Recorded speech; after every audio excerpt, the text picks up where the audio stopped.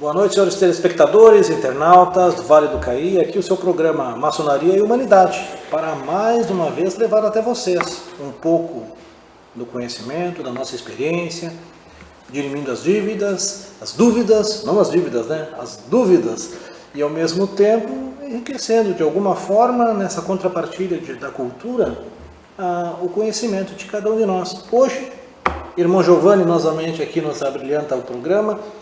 Primeira segunda-feira do ano novo, ano 2025. Para quem gosta de numerologia, um número perfeito, um ano perfeito, para tudo dar certo, irmão Giovanni? Tomara. O último ano foi terrível.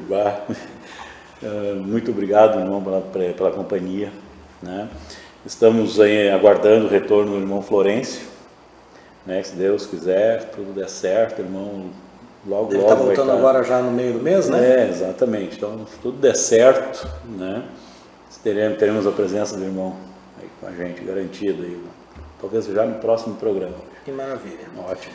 E nós aqui, né? Dentro da nossa cruzada, né? Literalmente fazendo o resgate histórico das associações entre a história da antiguidade, a evolução da história da humanidade e pensando fatos que foram literalmente apropriados pela maçonaria na sua história, nos seus ritos, nos seus paramentos, vestimentas e tudo mais.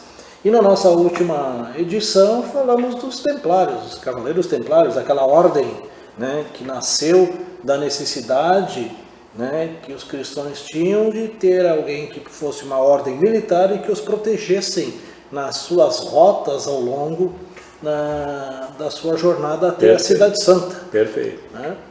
E que foi depois precursoras de um comércio de ganhos, de uma instituição quase com conotação bancária, e que deu, digamos assim, um início a muitas coisas que foram prosperando depois no contexto de comércio, de relações comerciais, da burguesia e tudo mais. Uma ordem que por si só passou por grandes perrengues, digamos assim, dentro do ponto de vista militar, muitas vitórias, algumas derrotas, mas sempre ostentando o virtuosismo de seu caráter, da integridade, de preceitos que naturalmente acho que a maçonaria conseguiu de alguma forma buscar isso para que fossem modelos, né? Perfeito. E que nós hoje temos aí, né? Nem os templários não eram maçons, nem os maçons são templários, mais ou menos.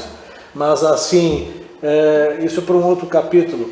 Mas naturalmente que foi num momento muito conturbado também que eles passaram, numa época onde eles conseguiram um apogeu econômico e de visibilidade, e que diante de crises econômicas e de uma própria condição às vezes de ciúmes e endividamento da igreja, motivou as perseguições que foram tão conhecidas aí, né, como a da Sexta-feira 13, né, e como é que chamam?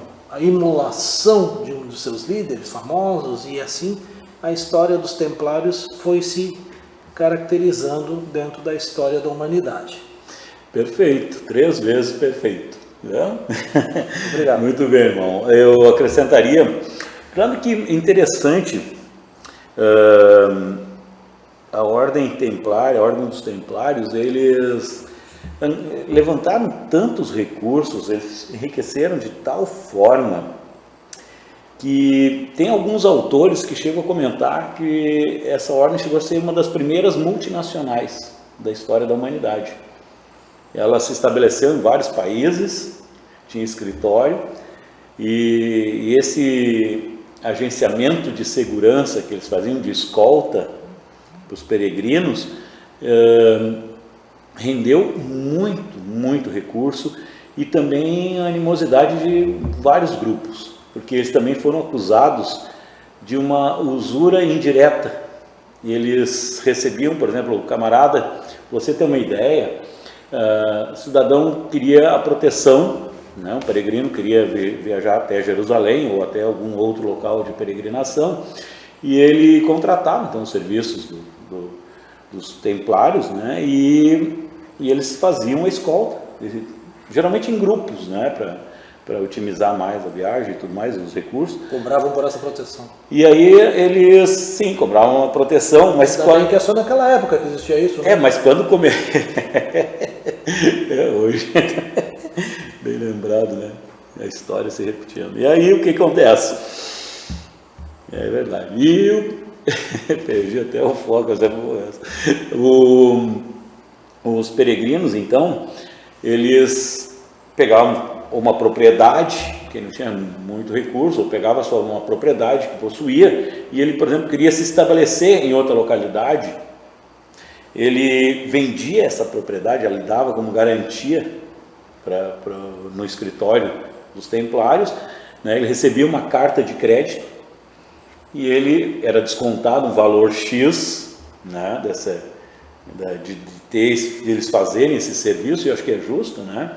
Mas enfim, no final da viagem, né, então ele descontava essa carta de crédito dele, né, recebia recursos, mas aí começou a acontecer uma curiosidade com essas caravanas, com esses peregrinos. Começou a ter o problema do câmbio. Os valores de uma propriedade, por exemplo, em alguma região, e quando se retirava para outra, ela às vezes era muito grande. E isso começou a acontecer com muita frequência.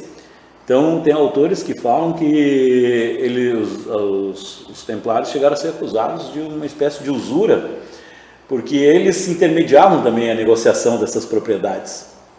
Eles começaram a ter assim braços em vários tipos de negócio.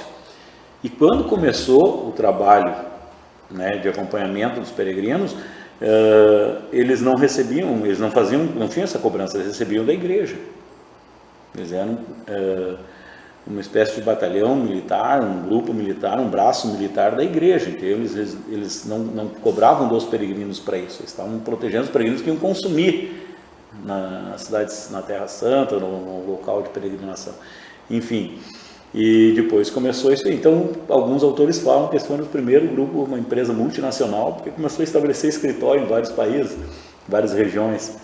O engraçado é que, uma das postulações da ordem, além da exigência de ser cristão, exigiam votos de castidade e de pobreza, ou seja, o templário em si ele não podia acumular bens para si.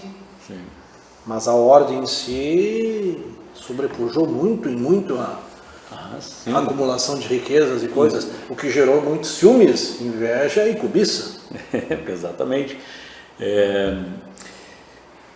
Muitos reis, né, tinham, ou família ligada à realeza, que tinha mais de um filho homem. O primeiro filho, ele ficava com a herança da família, ele ficava com o trono, com a herança, com os bens principais, e o segundo filho já não. Então, geralmente, nessas famílias, esse segundo filho procurava, segundo, terceiro e quarto filho procuravam esse grupo dos templários para ir servir, para ir trabalhar, para ir acompanhar eles nessa lida, e eles entravam com recursos e doavam seus recursos. Eles recebiam um valor até substancial, conforme o poder aquisitivo da família, e com esse valor ele ia lá e dava no grupo, né, dos templários, e para poder fazer parte. Então arrecadava dinheiro de tudo que era lá. E foi o que levou, como falou antes, irmão, foi o que levou à derrocada do grupo, né? Porque quando começou a financiar, eles começaram a financiar reinos, construção de catedrais. Então eles passaram a ser praticamente construtores, né? E um banco de investimento onde a pessoa podia buscar recursos. Uma das coisas que chama a atenção é que esse sucesso que eles tiveram ao longo da sua jornada também gerou a criação de algumas outras entidades, né? Que muitas vezes até meio que se confunde ao longo da história pela nomenclatura, mas não muito pela forma de ação. Por exemplo, surgiu junto os cavaleiros templários, os hospitaleiros e os cavaleiros do Santo Sepulcro, que eram ordens também cristãs ou paracristãs, que também exerciam atividades semelhantes, cuja que teve maior destaque e relevância dentro da história realmente foram os cruzados, né? Os templários, né? Que foram os cruzados, que tinham a missão de fazer essa proteção dos fiéis aí nas suas trajetórias do caminho de Jerusalém. Uma história riquíssima e cheia de ambiguidades, como toda a história, né? Vou falar um pouco sobre os links dos templários com a maçonaria. Perfeito. Acho que no programa passado a gente deixou picando, acho que cabe acrescentar poder hoje fazer uma amarração melhor. Complementação melhor. Exatamente. Para você que está em casa entender, a maçonaria, ela hoje, se você procurar na internet, você for atrás de alguma literatura, você vai ver que é fácil de encontrar que a maçonaria ela não se originou dos Cavaleiros Templários. Isso ficou, hoje já é uma coisa que é clara e aberta. Surgiu 500 anos depois? Mais ou menos. Então, conforme o autor, mas o que acontece? A maçonaria, ela existia, certo?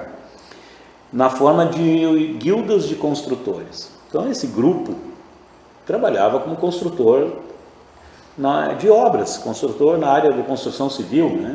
Guilda seria uma corporação, um sindicato. Exatamente. A coisa mais perto de guilda que a gente achou numa das pesquisas em loja é sindicato. Perfeito. E aí esse grupo ele era muito fechado e ele tratava essa lida, essa profissão com muito respeito, e ela era, para a época, talvez uma das mais importantes, comparado então aos soldados, os militares, que eram uma categoria também muito respeitada. A guilda de construtores, os construtores, eles tinham um respaldo, um respeito, uma admiração por em todos os países praticamente, porque se faz necessário a construção. Naquela época se trabalhava num material muito bruto, muito complexo, pedras e coisas que exigem um trabalho árduo e também uma exatidão muito grande no corte, no entalhe, na engenharia, para encaixar esses blocos para que eles também se autossustentassem, né? Então as obras, por exemplo, as catedrais estão aí até hoje, tem obras, da pirâmides também. Então tem várias construções dessas épocas que vão se perdurando ao longo dos tempos, mostrando a qualidade dessa construção. E essas pessoas se preservavam, esses grupos se preservavam, era um grupo muito fechado. Os maçons eram um grupo muito fechado, esses construtores. E eles passaram a ter uma conexão com os templários, com os cavaleiros templários. Por quê? Porque, como eu falei antes, os templários passaram a financiar a construção para a igreja de várias catedrais, templos, mosteiros. E a relação dos templários com os maçons foi se amarrando na construção civil. Os templários eram famosos pelas suas táticas de guerra, seus conhecimentos na área das batalhas, enfim, e eles eram muito organizados, extremamente organizados.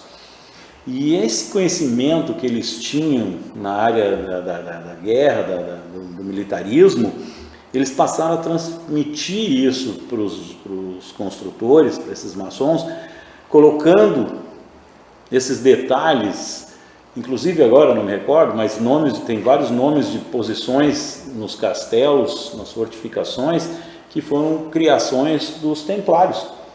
E os maçons conseguiam reproduzir isso exatamente nas necessidades deles.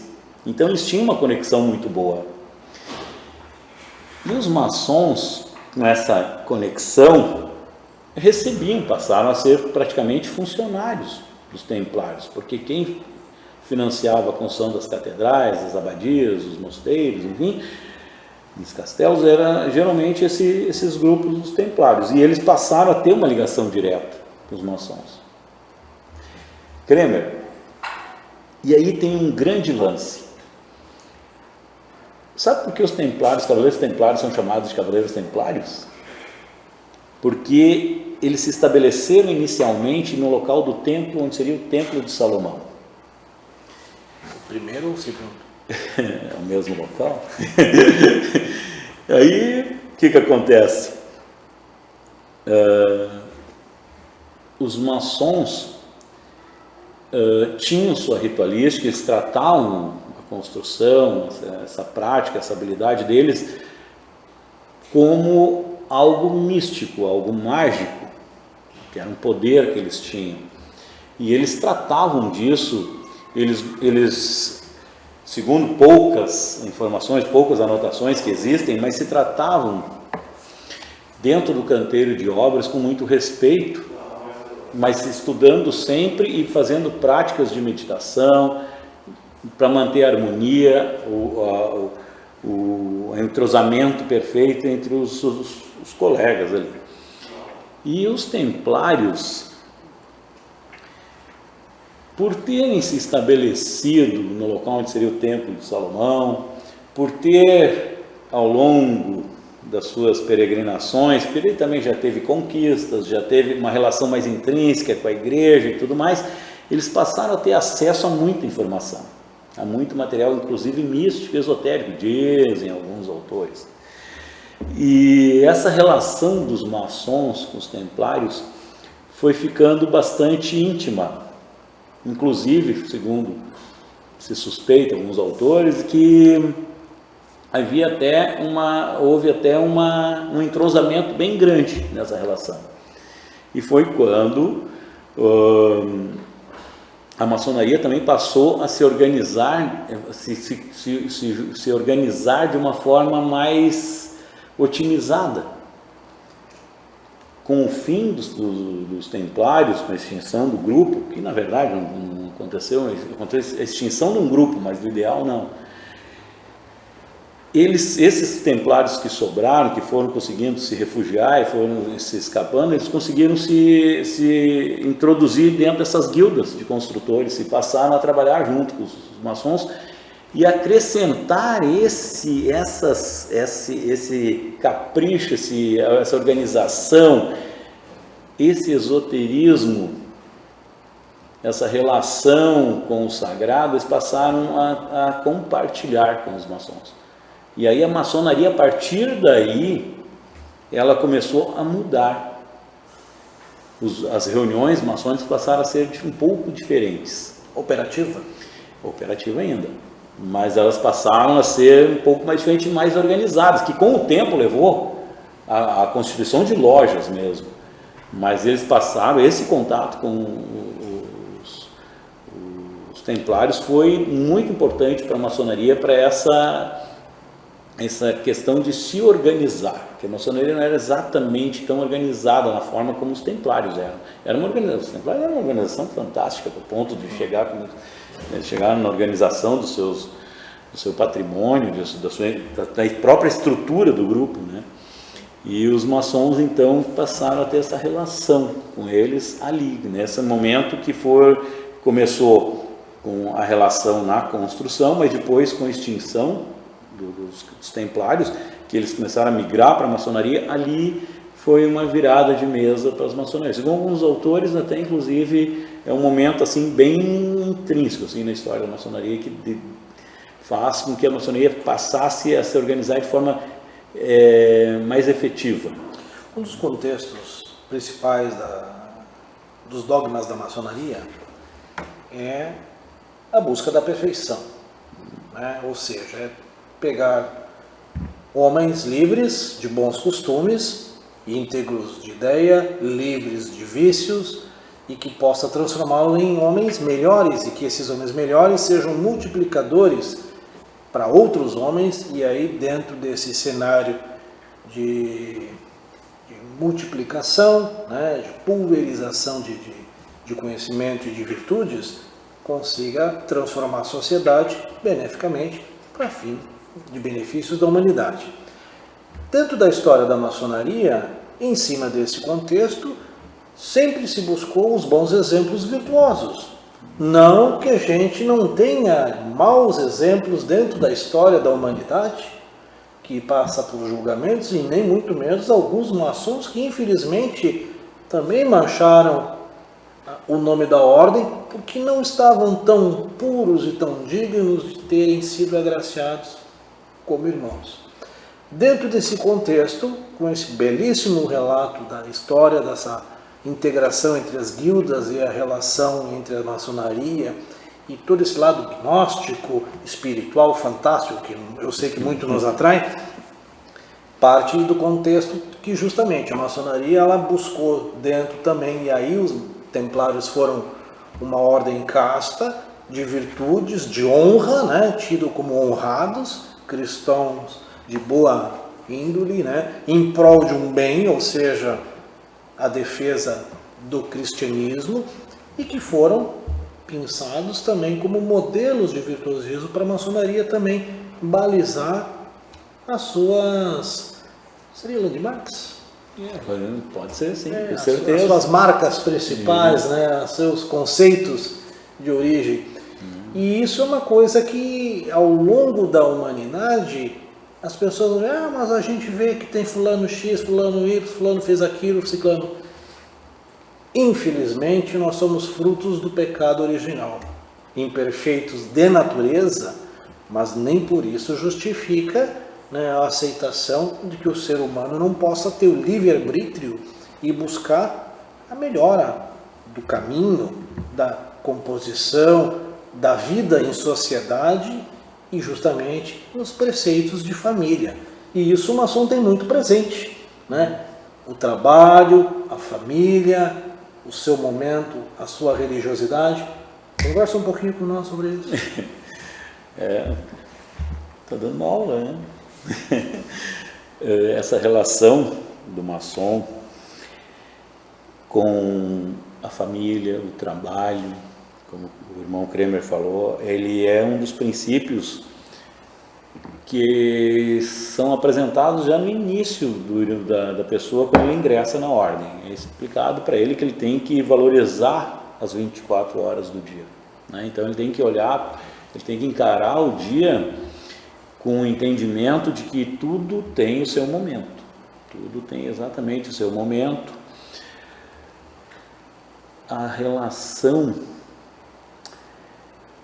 da fraternidade, né, a questão da fraternidade, o símbolo dos templários era dois cavaleiros sobre um cavalo.